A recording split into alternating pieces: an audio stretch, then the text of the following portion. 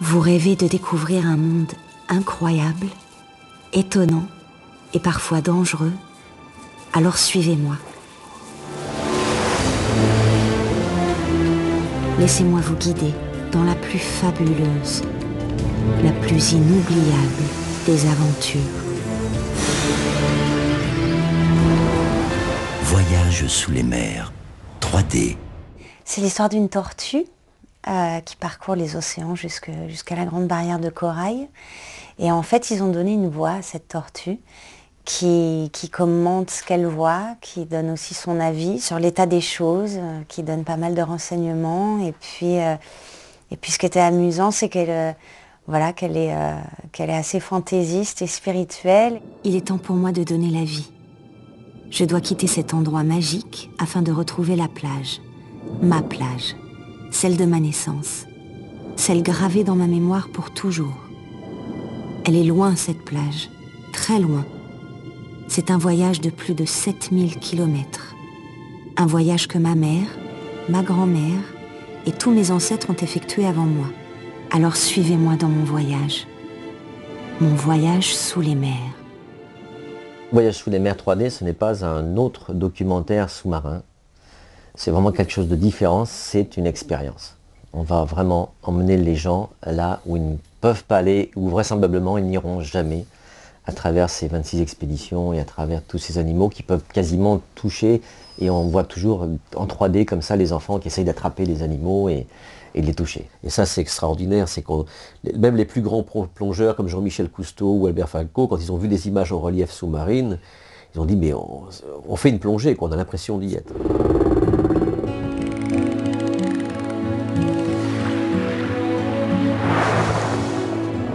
Plongez comme si vous étiez au cœur même des océans.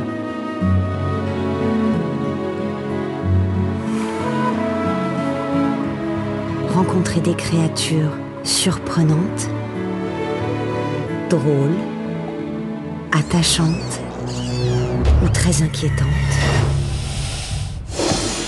Moi, j'ai toujours été fascinée par la mer et notamment ce qu'il y a en dessous.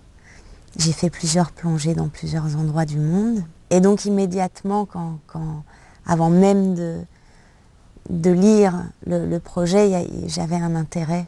Et j'ai été totalement fascinée par le film, par le fait que ce soit aussi en 3D.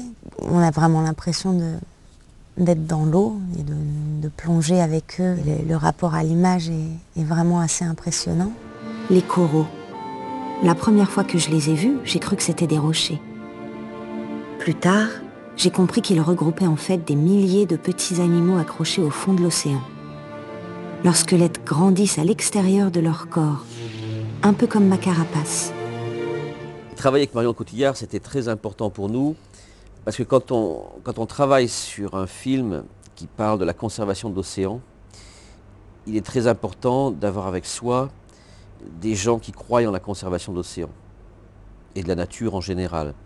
Et la rencontre avec Marion, immédiatement, ça a fait tilt. On a compris que c'est quelqu'un qui adorait la nature. On le savait déjà avant, mais quand on l'a rencontré, on a bien vu, il y a quelque chose qui s'est passé. On a vu le film ensemble et on s'est tout de suite compris. On était sur la même longueur d'onde tout de suite.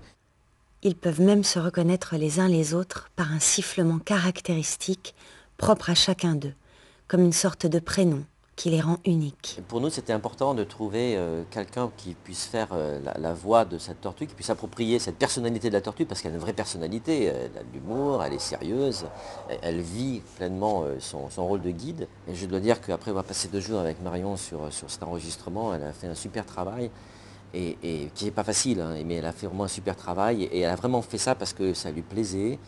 Et je crois que maintenant on a une super voix de tortue parce que le personnage existe, il vit à travers sa voix. Vous voyez les plis sous sa gorge? Elle s'est distendue comme un ballon géant pour capturer le banc entier avant d'exfiltrer l'eau et ne garder que les poissons.